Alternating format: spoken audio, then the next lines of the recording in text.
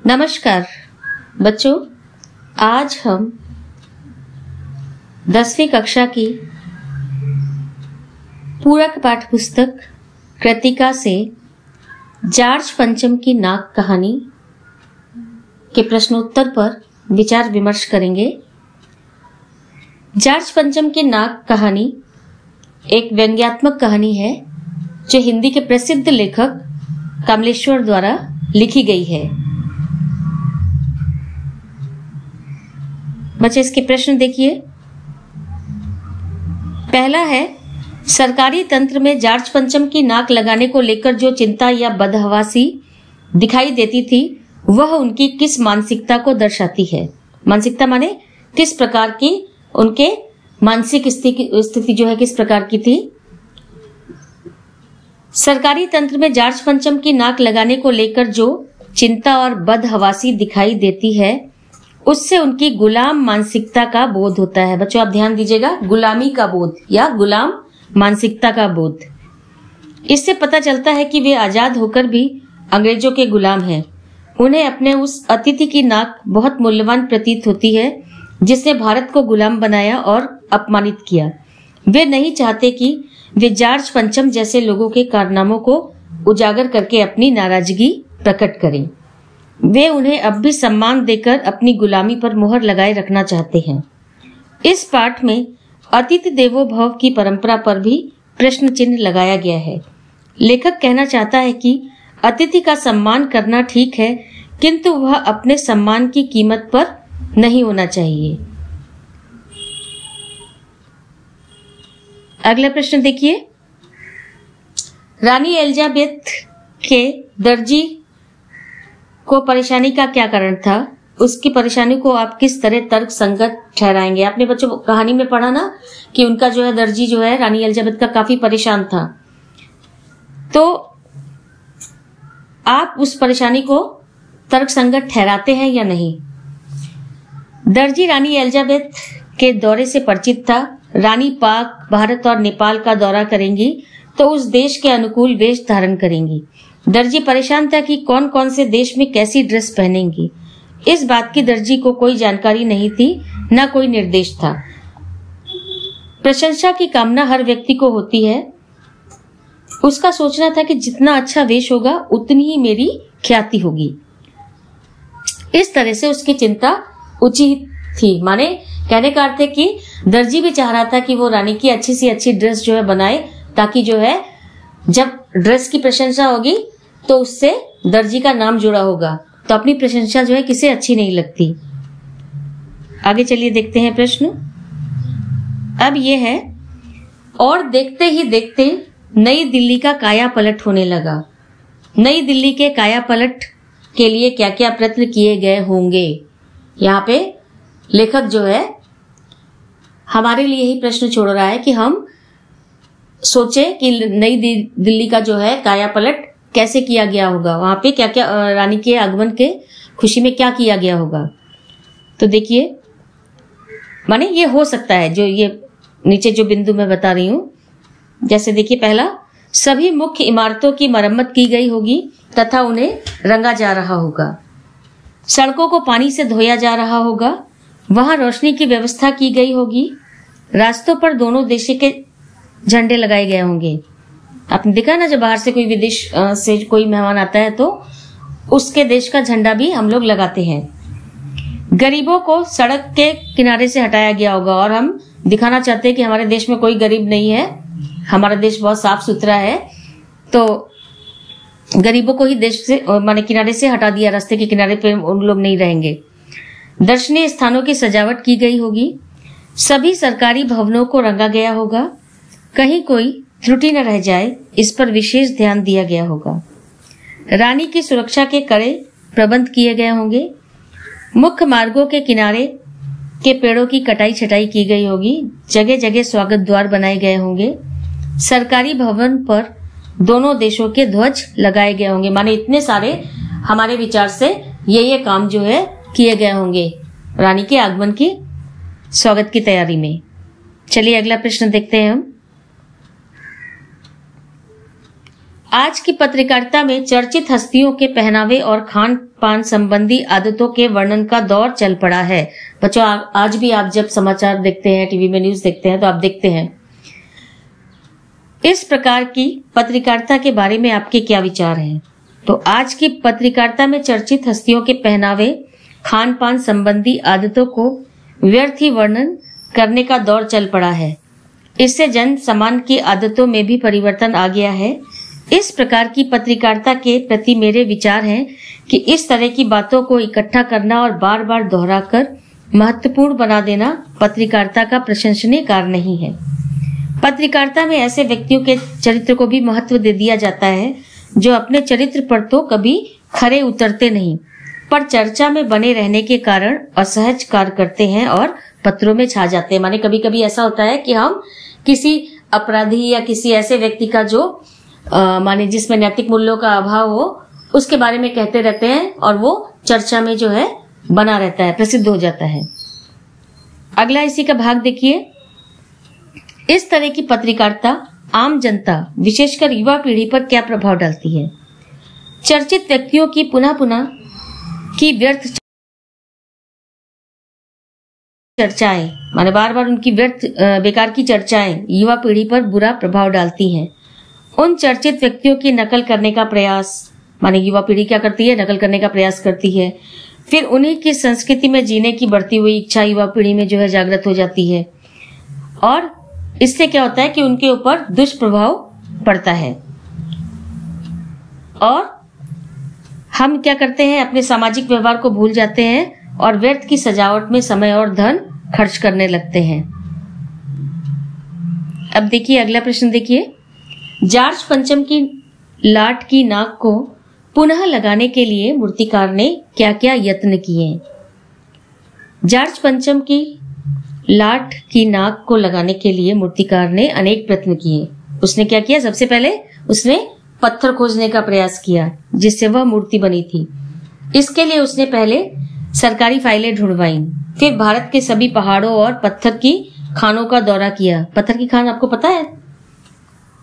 फिर भारत के सभी महापुरुषों की मूर्तियों का निरीक्षण करने के लिए पूरे देश का दौरा किया। माने उसके दिमाग में आया कि अगर नहीं मिल रहा है कहाँ का पत्थर है तो क्या करेंगे, जो हमारे महापुरुषों की जो मूर्तियां लगी हुई है वहां से नाक काट कर लाकर उस मूर्ति पर लगा देंगे। और जब कुछ भी नहीं हुआ, वो असफल रहा, तो उसने क्या किया? अंत में जीवित व्यक्ति की नाक काटकर जॉर्ज पंचम की मूर्ति पर लगा दी। यहाँ पे प्रश्न है आपका, ये प्रश्न आपका जो है काफी महत्वपूर्ण भी है। नाक मान सम्मान व प्रतिष्ठा का द्योतक है। यह बात पूरी व्यंग रचना में किस तरह उभर कर आई है, लिखिए। इस पाठ में नाक मान सम्मान और प्रतिष्ठा की परिचायक है। जॉर्ज पंचम भारत पर विदेशी शासन का प्रतीक है। उनकी कटी हुई नाक उनके अपमान का प्रतीक है। इसका अर्थ है कि आजाद भारत में जॉर्ज पंचम की नीतियों को भारत विरोधी मानकर अस्वीकार कर दिया गया। रानी एलिजाबेथ के आगमन से सभी सरकारी अधिकारी अंग्रेजी शासन के विरुद्ध अपनी नाराजगी व्यक्त करने की बजाय उनकी आराधना में जुट गए। जॉर्ज पंचम का भारत की धरती से कोई अनुराग नहीं था। उनकी आस्था पूरी तरह विदेशी थी। उनकी मूर्ति का पत्थर तक विदेशी था। फिर उनका मान सम्मान किसी भारतीय नेता या बलिदानी बच्चों से भी अधिक नहीं था। उनकी नाक भारतीय स्वतंत्रता सेनानियों की नाक से नीची थी। इसके बावजूद सरकारी अधिकारी और उसकी नाक बचाने में लगे रहे। सरकारी अधिकारी जो है जॉर्ज पंचम की नाक को किस प्रकार लगाया जाए उसी कोशिश में जो है लगे रहे। लाखों करोड़ों रुपया बर्बाद कर दिया गया, यहाँ तक कि अंत में किसी व्यक्ति जो जीवित व्यक्ति है उसकी नाक काट कर जो है जॉर्ज पंचम की नाक पर बिठा दी गई। यह पूरी भारतीय जनता के आत्मसम्मान पर चोट है। माने हमें अपने सम्मान की चिंता नहीं रही। अगला प्रश्न देखिए। ये कुछ आपके जो है पाठ्यपुस्तक से अतिरिक्त प्रश्न है, हटकर प्रश्न है, तो देखिए इन्हें। एलिजाबेथ के भारत आगमन पर इंग्लैंड और भारत दोनों स्थानों पर हलचल मच गई। उनके इस दौरे का असर किन किन पर हुआ? रानी एलिजाबेथ के आगमन से इंग्लैंड और भारत दोनों ही जगहों पर हलचल बढ़ गई। उनके इस दौरे से प्रभावित होने वालों में विभिन्न समाचार पत्र, पूरी दिल्ली, एलिजाबेथ का दर्जी, विभिन्न विभागों के अधिकारी, कर्मचारी और मंत्रीगण विशेष रूप से प्रभावित हुए। अखबारों में रानी एलिजाबेथ, प्रिंस फिलिप, उनके नौकरों, बावर्चियों, अंगरक्षकों तथा कुत्तों की जीवनी तथा फोटो छपे। राजधानी दिल्ली में तहलका मचा हुआ था। सरकारी तंत्र दिल्ली की साफ तथा सुंदर तस्वीर प्रस्तुत करना चाहता था। वे सड़कों की साफ सफाई, सरकारी इमारतों को साफ कर उनका रंग रोगन कर चमकाने लगे तथा राजमार्ग जो राजमार्ग है उसको भी चमकाने के लिए परेशान थे। इसके अलावा अन्य तैयारियों के लिए अफसरों तथा मंत्रियों की परेशानी तो देखते ही बनती थी, क्योंकि उनके सामने क्या समस्या थी? उनके सामने समस्या थी कि जॉर्ज पंचम की लाट की जो है नाक नहीं है, उसकी नाक जो है कोई काट के ले गया है। टूटी हुई नाक को जोड़ने का प्रबंध भी उन्हें करना था। माने उनके सामने जो है विकट परिस्थिति आ गई थी। अब देखिए, अब यह है अगला प्रश्न है आपका, मूर्तिकार की उन परेशानियों का वर्णन कीजिए जिनके कारण उसे ऐसा हैरत अंगेज निर्णय लेना पड़ा, और वह निर्णय क्या था? जॉर्ज पंचम की लाट की टूटी नाक ठीक करने के लिए पहले तो मूर्तिकार पहाड़ी प्रदेशों और पत्थर की खानों में उसी किस्म का पत्थर तलाशता रहा। ऐसा करने में असफल रहने पर उसने देश के विभिन्न भागों, मुंबई, गुजरात, बिहार, पंजाब, बंगाल, उड़ीसा आदि भागों के शहीद नेताओं की नाक लिया ताकि उनमें से कोई नाक काटकर लगा सके। यहाँ भी असफल रहने पर उसने बिहार सचिवालय के सामने शहीद बच्चों की मूर्तियों की नाकों की नाप लिया, पर यह भी असफल रहा। तब उसने ऐसा हैरत अंगेज निर्णय लिया। कौन सा निर्णय लिया? मूर्तिकार द्वारा लिया गया वह हैरत अंगेज निर्णय यह था कि क्या किया जाए, किसी जीवित व्यक्ति की नाक जो है काटकर लगा दी जाए। मूर्तिकार ने निर्णय लिया कि 40 करोड़ में से कोई एक जिंदा नाक काट ली जाए और जॉर्ज पंचम की टूटी नाक पर लगा दी जाए। अब आगे देखिए आप लोग, रानी एलिजाबेथ के भारत दौरे के समय अखबारों में उनके सूट के संबंध में क्या क्या खबरें छप रही थी? रानी एलिजाबेथ के भारत दौरे के समय भारतीय अखबारों में जो खबरें छप रही थी उनमें ऐसी खबरें अधिक प्रकाशित होती थी जिन्हें लंदन के अखबार एक दिन पूर्व ही छाप चुके होते थे। इन खबरों के बीच रानी एलिजाबेथ के सूट की चर्चा भी प्रमुखता के साथ रहती थी। अखबारों ने प्रकाशित किया कि रानी ने ऐसा हल्के नीले रंग का सूट बनवाया है जिसका रेशमी कपड़ा हिंदुस्तान से मंगाया गया है, जिस पर करीब 400 पाउंड का खर्च आया है। अब अगला प्रश्न देखते हैं। जॉर्ज पंचम की नाक नामक पाठ में भारतीय अधिकारियों, मंत्रियों तथा कार्यालयीय कार्य प्रणाली पर कठोर व्यंग्य किया गया है, इसे स्पष्ट कीजिए। जॉर्ज पंचम की नाक नामक पाठ व्यंग्य प्रधान रचना है। बच्चों आप लोग ध्यान दीजिएगा, एक की रचना जो है व्यंग्य प्रधान रचना है। इसमें जॉर्ज पंचम की टूटी नाक को प्रतिष्ठा बनाकर मंत्रियों एवं सरकारी कार्यालयों की कार्य प्रणाली पर करारा व्यंग्य किया गया है। एलिजाबेथ के भारत आगमन पर राजधानी में तहलका मचने, अफसरों और मंत्रियों के परेशान होने की स्थिति देखकर यही लगता था कि जैसे आज भी हम अंग्रेजों के गुलाम हों। देश के सम्मान से सरकारी कर्मचारियों का कुछ लेना देना नहीं होता। यदि उनकी स्वार्थ पूर्ति हो रही हो तो वे देश के सम्मान को ठेस पहुंचाने में जरा भी संकोच नहीं करते।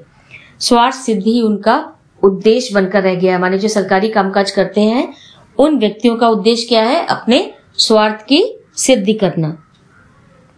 उनको देश से कोई मतलब नहीं रहता। चलिए आगे चलते हैं। अब देखिए, जॉर्ज पंचम की लाट की टूटी नाक लगाने के क्रम में पुरातत्व विभाग की फाइलों की छानबीन की क्यों जरूरत आ गई? इस छानबीन का क्या परिणाम रहा?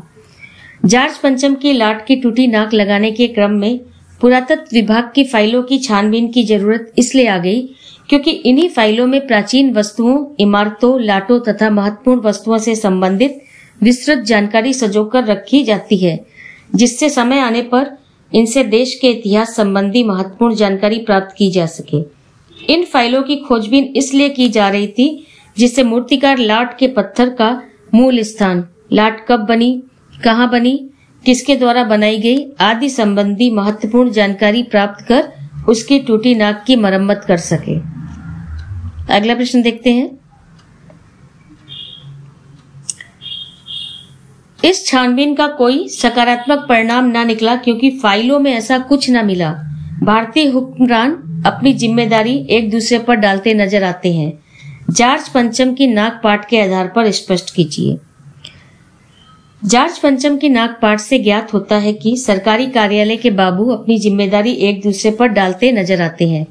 हर कोई इस जिम्मेदारी से बचना चाहता है। मूर्तिकार जब कहता है कि उसे यह मालूम होना चाहिए कि यह लाट कब और कहाँ बनी और उसके लिए पत्थर कहाँ से आया, इसका जवाब देने के लिए भारतीय हुक्मरान एक दूसरे की ओर देखने लगते हैं और अंत में निर्णय कर यह काम एक क्लर्क को सौंप देते हैं। माने जैसे हम वो क्या करते हैं, अपना काम दूसरे को दिया, दूसरे ने उस काम को तीसरे को दे दिया और वो काम कभी होता नहीं है पूरा। अब देखिए, जॉर्ज पंचम की नाक पाठ के आधार पर बताइए पाठ से भारतीय अधिकारियों की किस मानसिकता की झलक मिलती है। जॉर्ज पंचम की नाक नामक पाठ में सरकारी तंत्र के अफसरों की मानसिक परतंत्रता की झलक स्पष्ट रूप से दिखाई देती है। ये अफसरगण मानसिक गुलामी में जीते हुए एलिजाबेथ को खुश करने के लिए बदहवास से दिखाई देते हैं। उन्हें राष्ट्र के शहीद, देशभक्त नेताओं तथा बच्चों के सम्मान का ध्यान नहीं रह जाता। वे लाट पर जिंदा नाक लगाने में तनिक भी आपत्ति नहीं दिखाते। इस असर पर वे देश की मर्यादा और भारतीयों के स्वाभिमान को ताक पर रख देते हैं। आगे देखिए, इंग्लैंड के अखबारों में छपने वाली उन खबरों का उल्लेख कीजिए जिनके कारण हिंदुस्तान में सनसनी फैल रही थी। कौन कौन सी खबरें थी?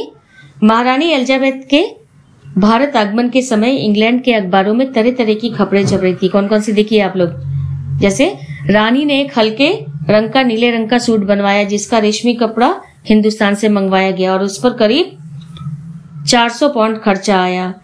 रानी एलिजाबेथ की जन्मपत्री, प्रिंस फिलिप के कारनामे, उनके नौकरों, बावर्चियों और खानसामों तथा अंगरक्षकों की पूरी जीवनियों के साथ, यहाँ तक माने वो जीवनियां नहीं छपी, उस महल में रहने वाले नौकरों के साथ साथ क्या हुआ, उस शाही महल में रहने वाले कुत्तों तक की खबरें जो है अखबारों में छप गई। उनकी फोटो के साथ जो है वो खबरें छप रही थी। ऐसी खबरों के कारण हिंदुस्तान में सनसनी फैल रही थी। अब देखिए, जॉर्ज पंचम की नाक की सुरक्षा के लिए क्या क्या इंतजाम किए गए थे। जॉर्ज पंचम की नाक की सुरक्षा के लिए हथियारबंद पहरेदार तैनात किए गए थे। किसी की हिम्मत नहीं थी कि कोई उनकी नाक तक पहुंच जाए। भारत में जगह जगह ऐसी नाकें खड़ी थी। जिन नाकों तक लोगों के हाथ पहुंच गए उन्हें शानो शौकत के साथ उतारकर अजायब घरों में पहुंचा दिया गया। माने क्या हुआ कि जहां पे लोगों को मौका मिला, क्योंकि लोग, जनता जो है काफी विरोध कर रही थी, तो जहां पर लोगों को मौका मिला उन्होंने क्या किया, वहां से जो है उनकी नाक काट दी। जगह जगह पर ऐसी मूर्तियां लगी हुई थी। जॉर्ज पंचम की नाक की रक्षा के लिए गश्त भी लगाई जा रही थी ताकि नाक बची रहे। अब देखिए अगला प्रश्न देखिए, रानी के भारत आगमन से पहले ही सरकारी तंत्र के हाथ पैर क्यों फूले जा रहे थे। रानी एलिजाबेथ के भारत आने से पूर्व ही सुरक्षा के कई उपाय करने पर भी जॉर्ज पंचम की नाक गायब हो गई थी। अब रानी आए और नाक ना हो, यह सरकारी तंत्र के लिए परेशानी खड़े कर देने वाली बात थी। और अब रानी के लिए भारत आने तक, माने रानी जब भारत आएगी उससे पहले जॉर्ज पंचम की नाक को कैसे ठीक किया जाए कि जब रानी आए तो उसको जो है जॉर्ज पंचम की नाक जो है सही सलामत हालत पर मिले। इसी चिंता में सरकारी तंत्र के हाथ पांव फूलते चले जाते। हाथ पांव फूलना माने घबरा जाना, डर जाना। अब देखिए, जॉर्ज पंचम की लाट की नाक लगाने के लिए मूर्तिकार ने अनेक प्रयास किए। उन प्रयासों का उल्लेख करते हुए बताइए कि आप इनमें से किसे सही मानते हैं और किसे गलत। इससे उसमें किन मूल्यों का अभाव दिखता है। जॉर्ज पंचम की लाट की नाक लगाने के लिए मूर्तिकार सबसे पहले उसी किस्म का पत्थर खोजने के लिए हिंदुस्तान के पहाड़ी प्रदेशों और पत्थरों की खानों के दौरे पर गया और चप्पा चप्पा छानने पर भी उसके हाथ कुछ न लगा। उसके इस प्रयास को मैं सही मानता हूं, क्योंकि उसके द्वारा उठाया गया यह सार्थक कदम था। मूर्तिकार जब देश के नेताओं की मूर्तियों की नाप लेने निकला और जब मुंबई, गुजरात, पंजाब, बंगाल, बिहार, उत्तर प्रदेश आदि के नेताओं की मूर्तियों की नाप के अलावा वर्ष 1942 में शहीद बच्चों तक की नाकों की नाप लिया उसने, माने जो बच्चे शहीद हो गए थे उनकी भी नाप लिया नाकों की, लेकिन वह सफल नहीं हुआ और अंततः सफल न होने पर उसने क्या किया, एक जिंदा नाक लगा दी। तो उसका यह कृत्य अत्यंत गलत लगा, क्योंकि एक बुद्ध के लिए जिंदा नाक लगाना कितनी विचित्र और लज्जाजनक बात थी। मूर्तिकार के कृत्य से उसमें दूरदर्शिता, शहीदों के प्रति सम्मान और देश के मान सम्मान की रक्षा करने जैसे नैतिक मूल्यों का अभाव नजर आता है। माने उसने क्या किया, अपने देश के सम्मान की रक्षा न करके उसने जो है वही परतंत्र मानसिकता जो है अपनाई।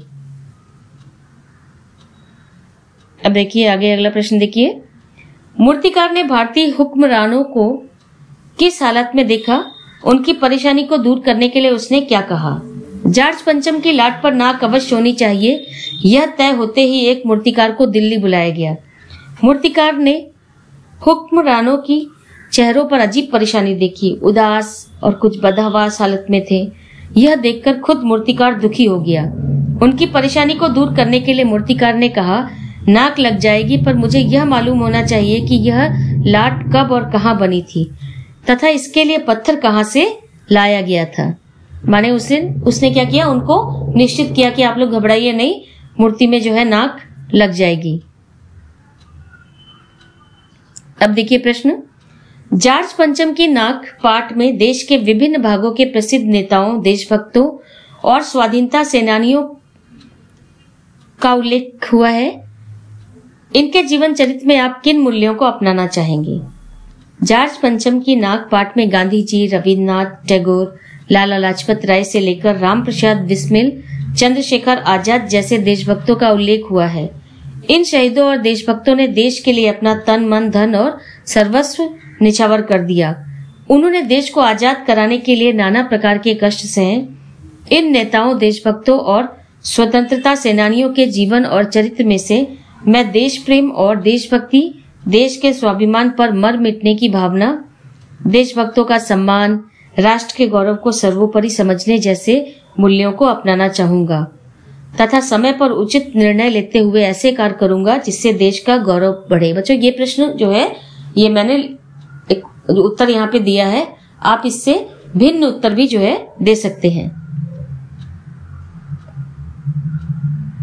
अगला देखिए। जॉर्ज पंचम की लाट पर किसी भी भारतीय नेता, यहाँ तक कि बच्चों की नाक फिट न बैठने की बात से लेखक किस ओर संकेत करना चाहता है। प्रश्न थोड़ा सा महत्वपूर्ण है, ध्यान दीजिएगा।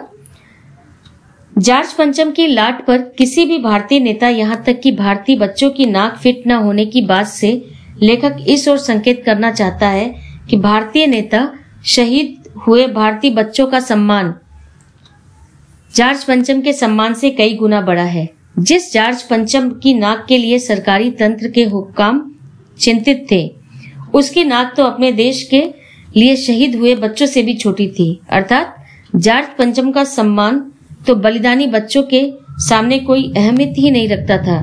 हमारे देश में ऊंची नाक सम्मान के हकदार त्यागी और बलिदानी पूर्वजों के लिए है, न कि जॉर्ज पंचम की मूर्ति के लिए।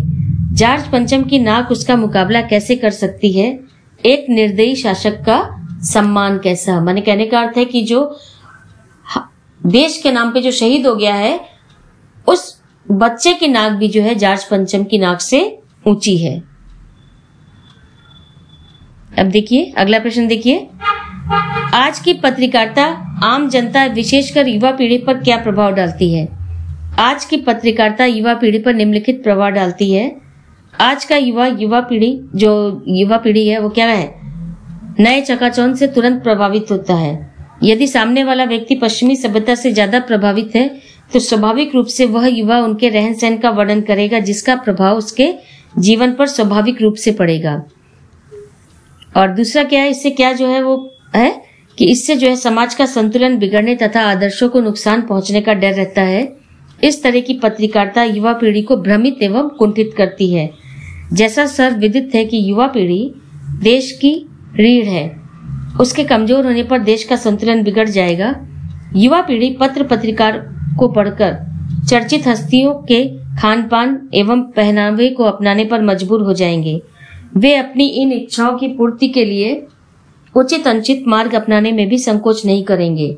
इससे दिखावा, बनावटीपने और हिंसा आदि बढ़ेगी, क्योंकि पत्रकारिता दबंग और अपराधी छवि वाले व्यक्तियों को नायक की तरह प्रस्तुत करती है। अब इसके बाद बच्चों ये आपके अतिरिक्त प्रश्न हैं, तो इनके उत्तर आप अपने हिसाब से जो है, जो आपको तर्क संगत लगते हैं उनको लिखेंगे।